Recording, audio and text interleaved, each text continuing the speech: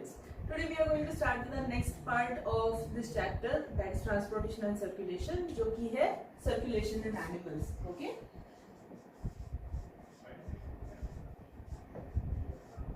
ठीक है, तो सर्कुलेशन यानी कि क्या होता है, ठीक है, ये सबसे पहले आज हम डिस्कस करने वाले हैं. So what is meaning of circulation? Okay, so circulation is the process of transport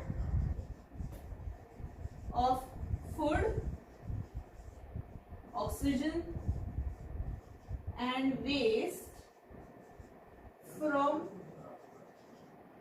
tissues to different organs, okay, or from organs to tissues or vice versa. ठीक है?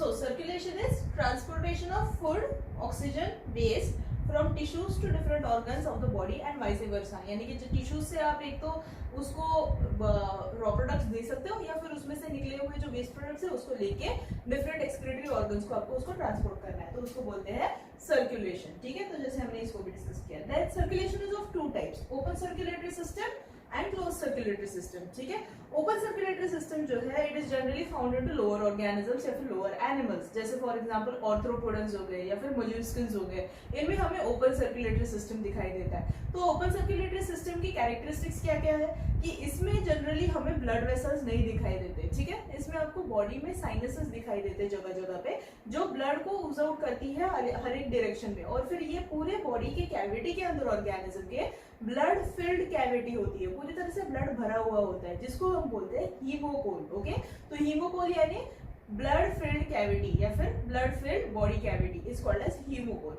तो हीमोकोल हमें ओपन सर्कुलेटरी सिस्टम में दिखाई देता है. हमने ये ऑलरेडी डाइवर्सिटी में लास्ट ईयर पढ़ा हुआ है. ठीक है, तो open circulatory system is this. Then again also open circulatory system में क्या होता है, जनरली ऑर्गेनिज्म जो है इसके अंदर हीमोकोल है और इसमें क्लोज्ड सिस्टम नहीं है जिसके अंदर ब्लड को हम फोर्स से प्रेशराइज नहीं कर सकते, तो इसीलिए ब्लड का वेलोसिटी इसमें बहुत लो होता है, बहुत कम स्पीड से इसमें ब्लड सर्कुलेट होता है या फिर फ्लो होता है. ठीक है, एंड मोर ओवर सारे ऑर्गन्स जो ऑर्गेनिज्म के अंदर है these are directly in contact with blood rather they are bathed by the blood. Okay, तो ब्लड उसके ऊपर कंप्लीटली कवर्ड होता है, तो डायरेक्टली एक्सचेंज ऑफ मटेरियल वहां पे हो जाता है. ठीक है, तो ये है characteristics of open circulatory system which is seen into organisms like से कॉकरोचेस या फिर जाके स्पाइडर्स हो गया जो ऑर्थ्रोपोडा के है, या फिर ऑक्टोपस जिसमें मोलस्कन्स में आता है. ठीक है, और close circulatory system is the second type. Close circulatory system का कैरेक्टरिस्टिक क्या है कि इसमें ऑर्गेनिज्म की बॉडी के अंदर ब्लड कैरी करने के लिए स्पेशलाइज्ड ब्लड वेसल्स होती है, और ब्लड वेसल्स होने की वजह से क्या होता है कि इसके अंदर से ब्लड जो है वो पूरी तरह से बॉडी में सर्कुलेट हो जाता है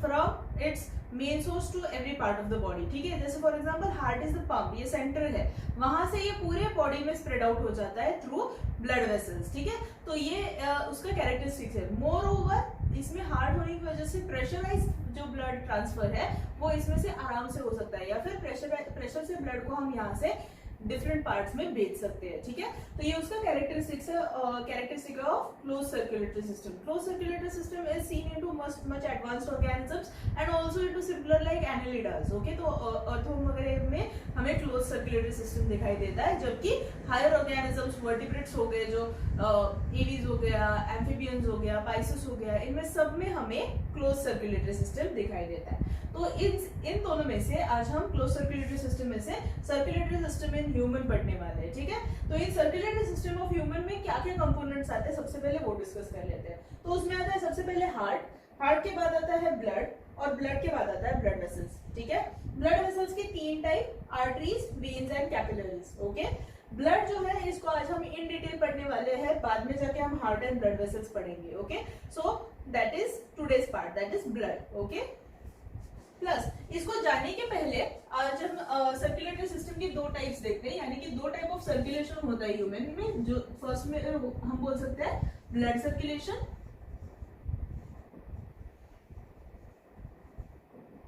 ठीक है, and second is called as the lymphatic circulation.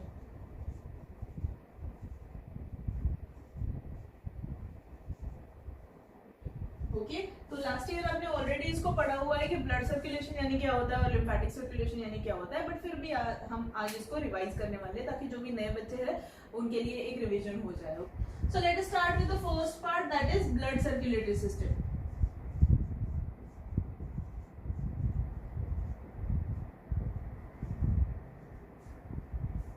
Okay, तो ब्लड सर्कुलेटरी सिस्टम के 3 कंपोनेंट्स तो हमने ऑलरेडी यहाँ पे डिस्कस कर लिए, that is heart, blood and blood vessels. तो इसमें से आज हम जो डिस्कस करने वाले हैं वो है blood, first part. Okay,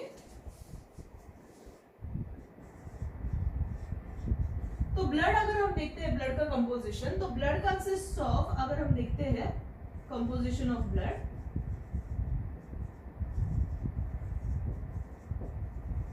then it is made up of 2 parts. One part is the fluid part of it and one part is the cellular part of it, यानी जिसमें सेल्स इन्वॉल्व है, और एक पार्ट है जो fluid यानी liquid part है। ठीक है, लिक्विड पार्ट को हम बोलते हैं प्लाज्मा, और जो उसके सेल पार्ट्स है उनको बोलते हैं कॉर्पुस्कल्स, यानी कि ब्लड कॉर्पुस्कल्स। ठीक है, तो इनको ये ब्लड को हम 2 पार्ट्स में डिवाइड करते हैं, blood plasma and blood corpuscles. Okay, so इसको मैं यहाँ लिख देती हूँ। First is plasma, which is also called as the matrix of the blood, which makes about 55% of the blood. ठीक है, and second is blood cells या फिर blood corpuscles,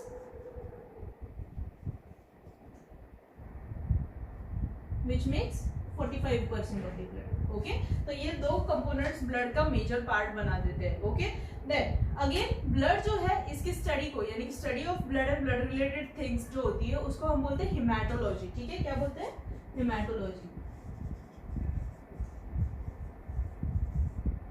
haematology is study of blood. और फिर जाके हमने 9th class में भी पढ़ा हुआ है कि ब्लड को जनरेट करने के प्रोसेस को हम बोलते हैं हेमाटोपोएसिस। पोएसिस यानी प्रोडक्शन। ठीक है, तो haemato blood, blood production, haematopoiesis. वैसे हमने आरबीसी के बारे में पढ़ा था, it is called as erythropoiesis, thrombopoiesis. ये सारे हमने टर्म्स जो थे वो 9th क्लास में ऑलरेडी पढ़े हुए थे, फिर भी आज हम रिवाइज करेंगे।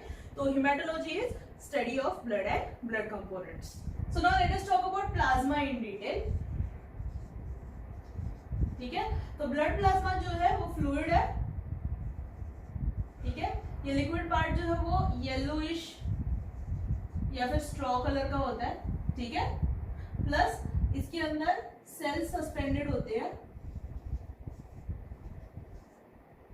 ठीक है, into plasma. Then plasma जो है it makes about 55% of the blood. ठीक है, अगर इसका केमिकल नेचर देखेंगे तो it is slightly alkaline in nature. Okay, ये क्लियर होता है, टर्बिड नहीं होता है, क्लियर सॉल्यूशन जैसा दिखता है। Okay, and transparent. ओके, तो ये है कैरेक्टरिस्टिक्स ऑफ प्लाज्मा। तो प्लाज्मा को अगर हम देखते हैं तो ये फ्लूइड है, ये येलोइश कलर का है, क्लियर एंड ट्रांसपेरेंट होता है जनरली। इसमें सेल्स सस्पेंडेड रहते हैं, सेल्स को एक मीडियम प्रोवाइड करता है, इसीलिए इसको हम मैट्रिक्स भी बोलते हैं। 55% ऑफ ब्लड का कंपोजिशन ऑफ प्लाज्मा, ये स्लाइटली अल्कलाइन इन नेचर होता है। ठीक है, ये है कैरेक्टरिस्टिक्स ऑफ ब्लड प्लाज्मा। तो अगर हम केमिकल कॉम्पोजिशन ऑफ प्लाज्मा देखते हैं तो इसमें water is the major component. Okay, so water makes about 90% of the blood plasma, and इसके अंदर बहुत सारे प्रोटीन सोल्यूबलाइज्ड होती है। ठीक है, तो ये प्रोटीन्स जो है they make the rest of the 10% of the blood plasma along with salts, nutrients and other substances which are supposed to be transported. ये सबको मिलके यानी प्रोटीन, सॉल्ट्स और फिर जाके इसके अंदर के न्यूट्रिएंट्स जो डिसॉल्व्ड है, ये सारी चीजें मिलके it makes rest of the 10% of the blood plasma. ठीक है, प्रोटीन्स प्लस सोल्यूबल सब्सटेंसेस में लिख देती हूँ।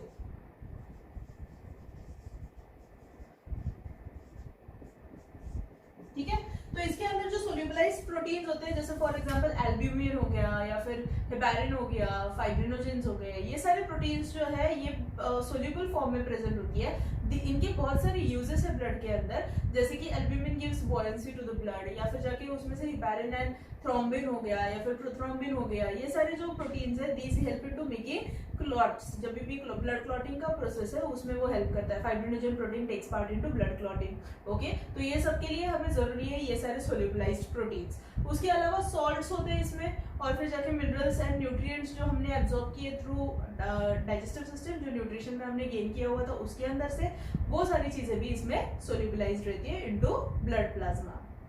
ठीक है, सो इसके अलावा फिर इसमें और क्या हो सकता है, इसमें हार्मोन्स हो सकते हैं, इसमें ऑक्सीजन हो सकता है, इसमें CO2 हो सकता है जो सोल्यूबलाइज्ड फॉर्म में कैरी कर रहे हैं। ठीक है, तो ये सारे सब्सटेंसेस भी ट्रांसपोर्ट करना जरूरी है, तो इसके लिए प्लाज्मा के अंदर से ट्रांसपोर्टेशन होता है। सो फंक्शन क्या क्या है प्लाज्मा का, इसके हिसाब से अगर हम देखा जाए तो फिर तो प्लाज्मा जो है सबसे पहले ये ट्रांसपोर्टेशन में सबसे बड़ा रोल प्ले करता है। ब्लड में ये जो फ्लूइडिटी है, ब्लड का मैट्रिक्स जो बनता है, क्योंकि हमने ये कनेक्टिव टिश्यू में पढ़ा होता है कि कनेक्टिव टिश्यू में सेल को छोड़ के बाकी की जो चीज होती है उसको मैट्रिक्स बोलते हैं। नो डोंट गेट कंफ्यूज कि मैट्रिक्स क्या बोल रहे हो मैम, राइट? तो वो मैट्रिक्स की बात हो रही है। ठीक है, तो ब्लड का मैट्रिक्स जो है वो है प्लाज्मा। तो प्लाज्मा जो है ये मैट्रिक्स फॉर्म में उसमें हेल्प करता है ब्लड को। Secondly it helps to transportation, यानी कि ये मेजर सोल्यूबलाइजेशन में हेल्प करता है, इसमें वाटर इतना ज्यादा होने की वजह से। ठीक है, तो बहुत सारी चीजें ये खुद में डिसॉल्व करके लेके कैरी कर सकता है। So that is the function of plasma. Okay, other than that इसके अंदर के जो प्रोटीन्स है, फाइब्रिनोजन प्रोटीन हो गया, तो ये या फिर प्रोथ्रोम्बिन हो गया, ये लोग ब्लड क्लॉटिंग में हेल्प करती है। ठीक है, and also plasma also helps into temperature regulation, क्योंकि ये पूरे बॉडी में सर्कुलेशन करने के लिए घूम रहा है, तो ये फ्लूइड है, तो इसके थ्रू बॉडी का टेम्परेचर रेगुलेशन भी होता है। ठीक है, तो जगह जगह पे जहाँ पे भी आपने जनरली फील किया होगा कि जब भी गर्मी होती है तो वहां से ब्लड बहुत ज्यादा दौड़ जाता है, तो उसकी वजह से स्किन ठंडी हो जाती है, या फिर जब भी हमें ठंडी लगती होती है तो उस जगहों पे ब्लड जाके सर्कुलेशन ज्यादा बढ़ जाता है, तो रेडनिंग, और फिर आप फील कर सकते हो वहां पे गर्म होता है। जैसे फॉर एग्जांपल ठंडी के दिनों में नाक का टिप, कान के टिप्स जो है वो गर्म होते हैं। ठीक है, तो इसका रीजन क्या है, या फिर लाल दिखते हैं, उसका रीजन क्या है, ब्लड सर्कुलेशन वहां पे ज्यादा बढ़ गया है, ताकि वहां पे टेम्परेचर रेगुलेशन हो सके। तो इसके अंदर भी मेजर रोल जो है वो प्लाज्मा का होता है। ठीक है, तो ये उसका फंक्शन है प्लाज्मा का, कि फंक्शनिंग क्या क्या करता है प्लाज्मा। ऑल्सो प्लाज्मा के अंदर के बहुत सारे प्रोटीन्स जो है वो इम्यूनिटी देने में भी हेल्प करते हैं। तो कुछ प्रोटीन्स होते हैं जैसे ग्लोबिन प्रोटीन्स होते हैं, तो इम्यूनोग्लोब्युलिन जो बनता है, ये आपने क्लास 9th में इम्यूनिटी वाले चैप्टर में पढ़ा हुआ है, राइट? तो उसमें हमने पढ़ा हुआ है कि इम्यूनोग्लोब्युलिन जो होते हैं वो क्या करते हैं, बॉडी के अंदर एंटीबॉडी प्रोडक्शन में हेल्प करते हैं। तो इसमें ये ग्लोबिन प्रोटीन हेल्प करता है। ठीक है, जो कि ब्लड के प्लाज्मा में डिसॉल्व फॉर्म में प्रेजेंट होता है। ठीक है, so these are few functions which are seen of plasma into our body. Okay, then comes his next part, that is blood corpuscles या फिर blood cells. ठीक है, तो blood cells are generally seen into 3 types. एक होता है RBCs, दूसरा है WBCs एंड तीसरा है थ्रोम्बोसाइट्स। ठीक है, इनको ही हम बोलते हैं एरिथ्रोसाइट्स, इनको हम बोलते हैं ल्यूकोसाइट्स, एंड इनको बोला जाता है थ्रोम्बोसाइट्स या फिर प्लेटलेट्स। ठीक है,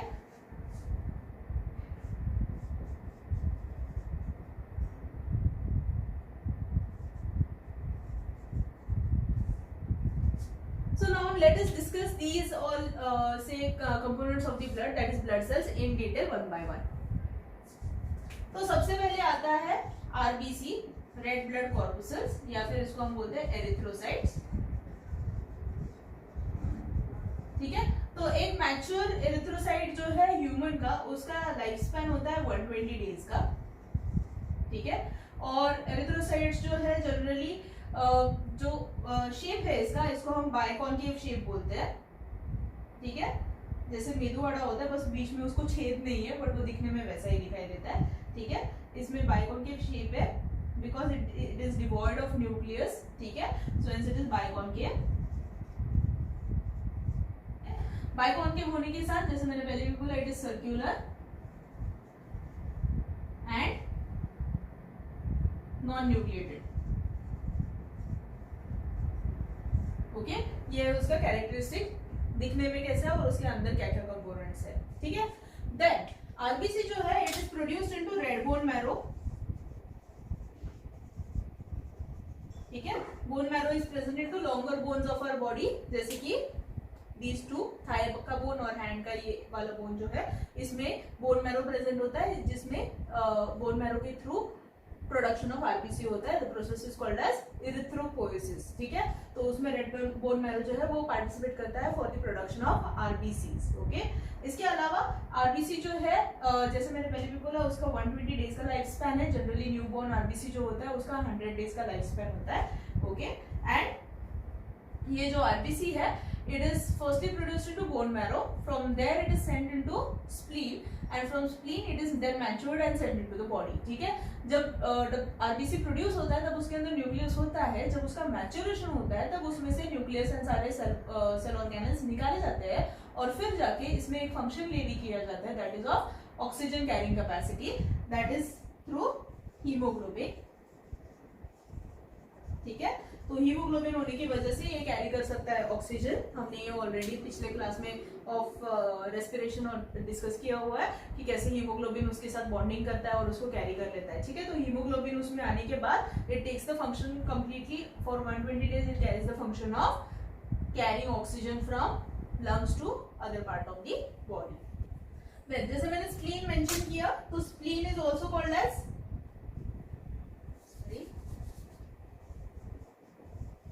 ओके, सो स्प्लीन जो है it is also called as the store house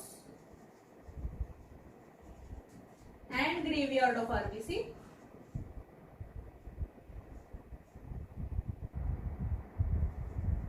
ठीक है। तो स्टोर हाउस क्यों? क्योंकि उसके पास पहले सारे इमेच्योर आरबीसी जाके स्टोर हो जाते हैं। ग्रेवयार्ड इसलिए क्योंकि सारे जो आरबीसी अपना लाइफ स्पैन कंप्लीट कर लेते हैं वो स्प्लीन में जाके उसको डिस्ट्रॉय किया जाता है, so hence it is called as graveyard of RBC.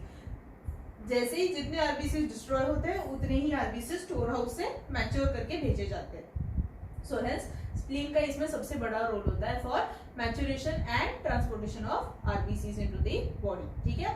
तो जनरली आरबीसीज, जैसे मैंने पहले बोला कि ये नॉन न्यूक्लिएटेड होती है into most of the mammals, but into llamas and camels इनमें आरबीसी जो है वो न्यूक्लिएटेड होती है, ठीक है। So these are exceptions into mammalian से फैमिली की इनमें न्यूक्लिएटेड आरबीसी है। इसका रीजन ये है क्योंकि उनका आरबीसी जो है वो ऑक्सीजन कैरी करने के बाद भी जितना स्वेल होता है तो वो ब्लड वेसल से कैरी हो सकता है, जबकि हमारे बॉडी में वैसा नहीं है। तो इट इंक्रीजेस इट्स साइज तो after carrying oxygen into it, जिसको कैपेसिटी को मैच करना हमारे ब्लड वेसल्स की बस की बात नहीं है, जबकि वो कैमल्स एंड लामास में वो इजीली हो जाता है क्योंकि उनका आरबीसी जो है वो थोड़ा सा ओवॉइड होता है। हमारा कंप्लीटली सर्कुलर या फिर स्फेरिकल है, ठीक है। तो उसकी वजह से हमें अनन्यूक्लिएटेड या फिर नॉन न्यूक्लिएटेड आरबीसीज चाहिए, उनके लिए न्यूक्लिएटेड आरबीसी से कोई प्रॉब्लम नहीं है, ठीक है। Let's talk about the second component, that is डब्ल्यूबीसीज, ठीक है। डब्ल्यूबीसीज को हम बोलते हैं ल्यूकोसाइट्स,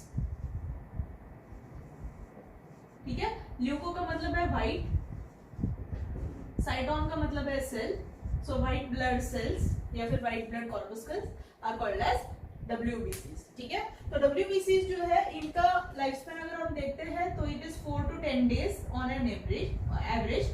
तो इसके टाइप्स बहुत सारे हैं, उस हिसाब से उसका लाइफ स्पैन भी वैरी करता है, ठीक है। तो WBCs जो है उनका बेसिकली 3 टाइप में डिवीजन होता है। एक होता है एसिडोफिल्स, ठीक है, दूसरा है बेसोफिल्स, तीसरा है न्यूट्रोफिल्स,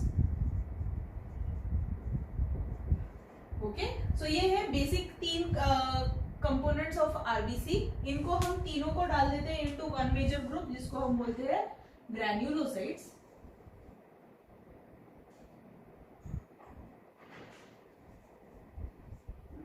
ठीक है। एंड देन सेकेंड कंपोनेंट जो है उसको हम बोलते हैं ए ग्रैन्युलोसाइट,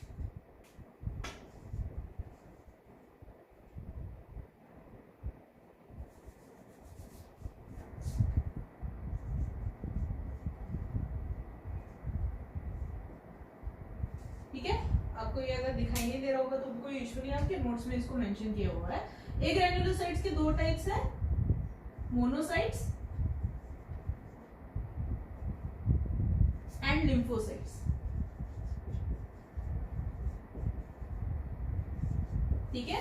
तो ये है मेजर 2 टाइप्स ऑफ डब्ल्यूबीसी, एक है ग्रैन्युलोसाइट, एक है अग्रैन्युलोसाइट। ग्रैन्युलोसाइट के 3 type, acidophil, basophil and neutrophil. एक ग्रैन्युलोसाइट की 2 टाइप, मोनोसाइट्स एंड लिम्फोसाइट। हम ये इनके भी डिटेल में स्टडी करने ही वाले हैं। ओके, तो WBCs जो है इनका मेन फंक्शन है बॉडी की डिफेंस मैकेनिज्म बनाना, ठीक है। तो बॉडी के अंदर जो भी सारा फाइटिंग का सीन है, जहाँ पे भी इन्फेक्शन को फाइट करना है या फिर जहाँ पे भी हमें नया इन्वेडिंग ऑर्गेनिज्म आ रहा है तो उसको स्टडी करके उसके अगेंस्ट हमें अगर एक्शन लेना है, तो ये सब चीजें कौन करता है, WBCs करते हैं, ठीक है। सो हेंस इनको जनरली इनका लाइफ स्पैन जो है वो कम रहता है। तो लाइफ स्पैन कम होना उसके लिए बहुत फायदे की बात है, क्योंकि ये फ्रेश बनते रहते हैं। जितने फ्रेश सेल्स रहेंगे उतना उनकी फाइटिंग एबिलिटी ज्यादा अच्छी रहेगी, इसीलिए उनमें वेयर एंड टेयर कम रहेगा। सो हेंस उनका लाइफ स्पैन कम है, जबकि यहाँ पे इसका लाइफ स्पैन बहुत ज्यादा है as compare to this one, ठीक है। तो WBCs इसीलिए डिफेंस में होने की वजह से उनका लाइफ स्पैन छोटा है या फिर कम है। ओके, तो WBCs जो है इनका लाइफ स्पैन जैसे मैंने भी पहले भी बोला कि 4 to 10 डेज है। इसमें कुछ लोग हैं जैसे फॉर एग्जांपल ग्रैन्युलोसाइट्स जो होते हैं इनका life span can be 1 to 2 days only, और फिर जाके लिम्फोसाइट्स जो है वो फाइट करते रहते हैं, फाइटिंग एबिलिटी ज्यादा अच्छी रहती है तो उनमें 4 to 6 डेज हो सकता है। तो ऐसे करके इनका लाइफ स्पैन वैरी करता है अकॉर्डिंग टू एवरी सेल, ठीक है। Now, one major thing which is common between, not common and is specific to this is WBCs में न्यूक्लियस होता है। So these are nucleated cells, okay? So इनमें सब में न्यूक्लियस है। न्यूक्लियस के शेप्स भी अलग अलग है इसमें, ये इसका इंटरेस्टिंग कैरेक्टरिस्टिक है, ठीक है। मैं कुछ इमेजेस भी आपको साथ में नोट्स में शेयर करने वाली हूँ, जिसमें आप देख सकते हो कि जो अपने WBCs जो है उनके शेप्स एंड स्ट्रक्चर कैसा है, एसिडोफिल कैसे दिखता है, बेसोफिल कैसे दिखता है, न्यूट्रोफिल कैसे दिखता है, मोनोसाइट्स, लिम्फोसाइट्स कैसे होते हैं, इनके मैं इमेजेस भी ऐड कर दूंगी। तो मेजरली इनके फंक्शंस क्या क्या है, तो एसिडोफाइल्स अगर हम देखते हैं, दीज एक्ट इनटू से एलर्जिक रिएक्शंस जनरली जो होती है हमारे बॉडी की, these are produce due to acidophils. तो कुछ चीजों की एलर्जीज हो जाती है जैसे डस्ट, पोलन ग्रेन्स या फिर दूसरी चीजें, उसमें एसिडोफाइल्स या फिर इनको हम इओसिनोफिल्स भी बोलते हैं। तो इओसिनोफिल्स या फिर एसिडोफाइल्स उनकी एक्शन इसमें आती है into immune system. Second is basophils, neutrophils, इनको हम सोल्जर्स ऑफ द बॉडी बोलते हैं। इन्वेडिंग बैक्टीरिया, माइक्रो ऑर्गेनिजम्स, इनको फाइट करने में ये सबसे ज्यादा हेल्प करते हैं। न्यूट्रोफाइल एंड मोनोसाइट दोनों भी सिमिलर फंक्शनिंग करते हैं। ये जनरली एनगल्फिंग एंड ईटिंग यानी कि फैगोसाइटोसिस का फंक्शनिंग इन दोनों में दिखाई देता है, ठीक है। तो कोई ऑर्गेनिज्म अगर अंदर आता है बॉडी के अंदर तो उसको एनगल्फ कर जाना, इसको खा जाना और डाइजेस्ट कर देना, इसका काम ये दोनों का सिमिलर काइंड ऑफ फंक्शन है, ठीक है। Monocytes mature into a cell called as macrophages. Macrophages जो है वो लिम्फोसाइट्स के साथ जनरली काम करते हैं। तो लिम्फोसाइट जो है उसके 2 टाइप्स है, एक होता है बी सेल, एक होता है T cell. B cells generally they generate antibody mediated immunity, जिसमें एंटीबॉडीज प्रोड्यूस होती है बॉडी के अंदर different kinds of against different kinds of bacterias and viruses which enter into our body, और उसको फाइट करते रहते हैं ये लोग। जबकि दूसरा वाला जो है दैट इज टी सेल, इनमें सेल मीडिएटेड इम्यूनिटी होती है, यानी कि ये हर एक सेल जाके टारगेट सेल को पकड़ के उसको मार डालते हैं, ठीक है। तो उसमें टी सेल हेल्प करता है। तो T cell and B cell दोनों को अगर हम कंबाइन करके जब इम्यून रिस्पॉन्स वर्क करते रहता है तब ये लोग बहुत सारे माइक्रो ऑर्गेनिजम्स को पकड़ के रख देते हैं, ठीक है। और इनको जाके फिर ये माइक्रो ऑर्गेनिजम्स को एनगल्फ करके खाने का काम करते हैं मैक्रोफेजेस, ठीक है। तो इसको लेके ये सारे सेल्स जो है वो इम्यून सिस्टम इस तरह से जनरेट करते हैं। सो हेंस इनका major function is first is generating allergic reactions into our body. Second, cell mediated immunity, antibody mediated immunity. It provides engulfing and clearing of foreign pathogens which are entering into our body. तो immune system के related सारे functions जो है वो WBC को हम relate कर सकते हैं, okay? So this is the functioning of WBCs.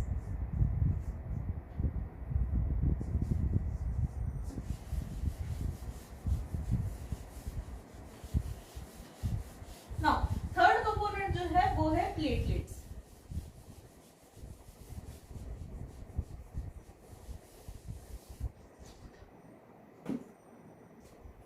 So, third component जो है वो है platelets या फिर thrombocytes.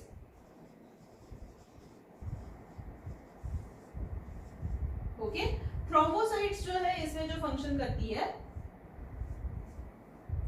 इसका मेजर फंक्शनिंग जो है वो है इनटू ब्लड क्लॉटिंग, ठीक है। प्लेटलेट्स अगर हम देखते हैं तो वो हमेशा क्लम्प में प्रेजेंट होती है, ग्रुप्स में प्रेजेंट। ये काफी छोटे छोटे सेल्स होते हैं और ये एक दूसरे को अटैच होकर काम करते हैं, फंक्शन करते हैं, और इसीलिए ये ग्रुप में प्रेजेंट होता है क्योंकि ये छोटा है, नॉन न्यूक्लिएटेड सेल है वापस से ये भी। और प्लेटलेट्स जो है ये इसका एक ही फंक्शन है that is forming a clot whenever essential, ठीक है। ब्लड क्लॉटिंग में ये सबसे मेजर रोल प्ले। इसका भी शेप अगर हम देखते हैं तो भी वो भी राउंड है, ठीक है, ओवल थोड़ा सा, ओके, ओवल या राउंडेड है। Non nucleated, these are also formed into bone marrow. Okay, तो बोन मैरो में इसका फॉर्मेशन हो जाता है.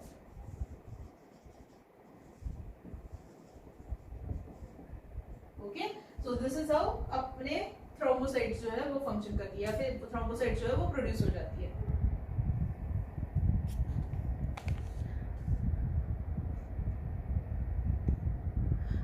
तो अभी अगर आप अपने नोट्स देखोगे तो उसमें एक पॉइंट दिया हुआ है ऑफ ब्लड क्लॉटिंग, कि ब्लड क्लॉटिंग कैसे होता है. ठीक है, तो उसके इवेंट्स क्या क्या है और ये क्या क्या होता है वो यहाँ पे एक्सप्लेन किया गया है, उसको मैं थोड़ा सा एक्सप्लेन करती हूँ.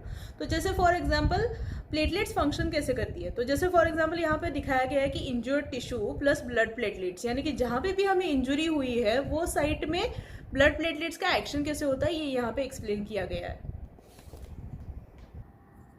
सो suppose this is the site of injury on our hand. ठीक है, तो जहाँ पे कुछ इंजुरी हो गई, एक कट जैसा मार्क हो गया, इसमें से क्या होता है कि ब्लड बाहर आना शुरू हो जाता है. ठीक है, तो जैसे ही इसमें से ब्लड बाहर आ जाना शुरू हो जाता है तो इंजर्ड टिश्यू में वहाँ पे ब्लड प्लेटलेट्स जो है वो एक्सपोज हो जाते हैं इनटू द एयर. ठीक है, तो इंजर्ड टिश्यू क्या करता है, ये और प्लेटलेट्स मिलके थ्रोम्बोप्लास्टिन जो ब्लड में सोल्यूबलाइज्ड फॉर्म में होता है उसको एक्टिवेट कर देते हैं. ठीक है, प्लस यहाँ से थ्रोम्बोप्लास्टिन जाता है इनटू दिस स्टेज जहाँ पे प्रोथ्रोम्बिन नाम का एक इनएक्टिव ब्लड का कंपोनेंट है जो कि सोल्यूबल फॉर्म में होता है ब्लड में. It gets converted into thrombin, किसके प्रेजेंस में, कैल्शियम आयंस के प्रेजेंस में. जैसे ही कैल्शियम आयंस आके प्रोथ्रोम्बिन को अटैच हो जाते हैं, it gets insolubilise and it becomes thrombin. ठीक है, उसके साथ ही साथ एक दूसरी रिएक्शन एक इसके वजह से ट्रिगर हो जाती है और वो है फाइब्रिनोजेन जो सोल्यूबल फॉर्म में प्रेजेंट है ब्लड के प्लाज्मा में. It gets converted into fibrin that is insoluble state में चला जाता है. ठीक है, तो उसकी वजह से ये क्या करता है, इंजर्ड टिश्यू जो है इसके ऊपर ऐसा फाइब्रिन्स का नेटवर्क बनाना, मेश बनाना शुरू कर देता है. ठीक है, और ये मेश जैसे जैसे बनते जाता है तो उसकी वजह से ये एरिया जो है वो कवर होना शुरू हो जाता है. ठीक है, और उसमें आके जो डेड आरबीसीज है या फिर जो भी सारे डेड बैक्टीरियाज है, डेड डब्ल्यूबीसीज है या फिर जो भी सारी चीज़ें हैं और फिर प्लेटलेट्स जो है, ये सब लोग आके इसमें फंसना शुरू हो जाती है.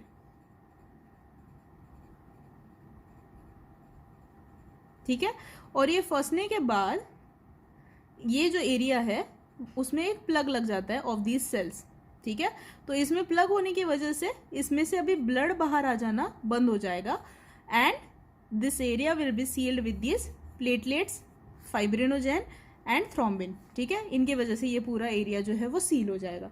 So this is how the injury is healed into our body, that is we can say इसमें क्लॉट फॉर्मेशन इस तरह से होता है. ठीक है, तो अब इस तरह से फिर देख सकते हो कि जैसे ही इंजुरी हो जाती है उसमें सबसे पहले ब्लड आना शुरू हो जाता है. कुछ ही मिनट बाद, जैसे सेकंड्स बाद या फिर मिनट बाद, जैसे ही आप देख सकते हो कि उसमें से ब्लड आना बंद हो जाता है और कुछ देर बाद सिर्फ पानी निकलता है और कुछ देर बाद तो वो कम्प्लीटली सील हो जाता है. ठीक है, यानी कि उसमें से ब्लड आना भी बंद हो जाता है. So this is a repair mechanism of our body जिसमें blood clot formation helps in to stopping the overflow of the blood.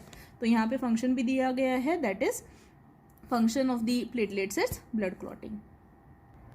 इसके अलावा आपको एक और पॉइंट दिया गया है into your notes, that is of blood groups. Okay, blood groups जो है वो सबसे पहले डिस्कवर किया था कार्ल लैंडस्टेनर नाम के साइंटिस्ट ने.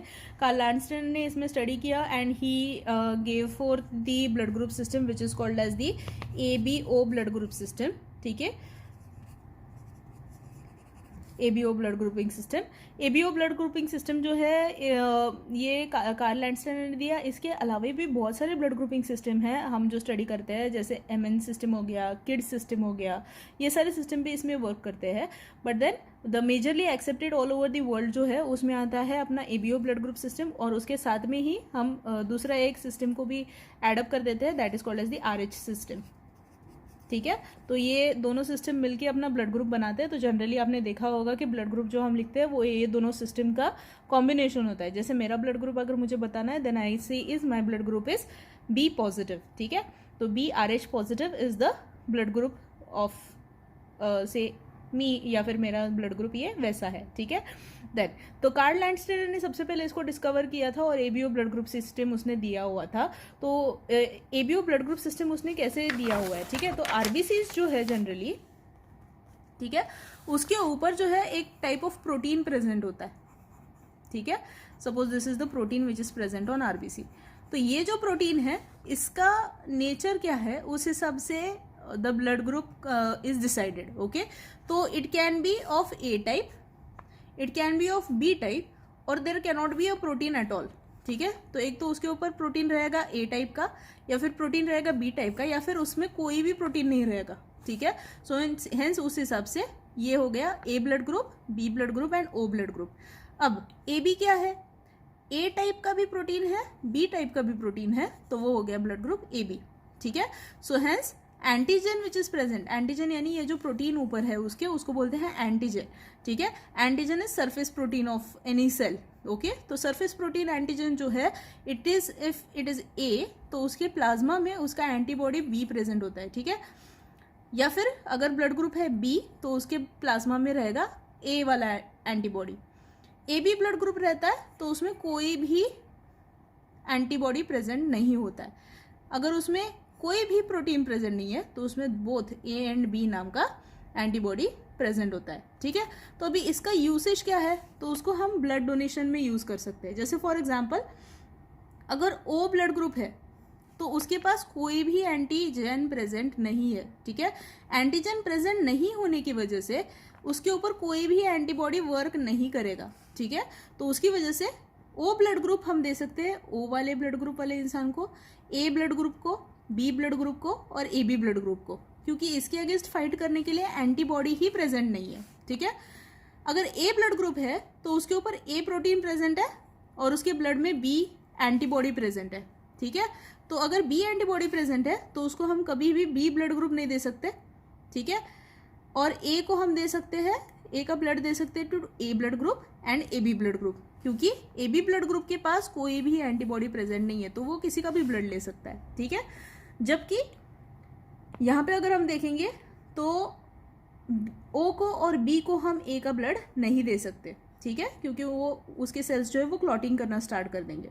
देन बी ब्लड ग्रुप अगर होगा तो उसके अंदर क्या होगा, इस चीज़ में बी का ब्लड ओ को नहीं दे सकते, ए को नहीं दे सकते, बी एंड ए बी को दे सकते, या फिर ए बी ब्लड ग्रुप है तो उसका ब्लड किसी को नहीं दे सकते, सिर्फ ए बी को दे सकते, ठीक है।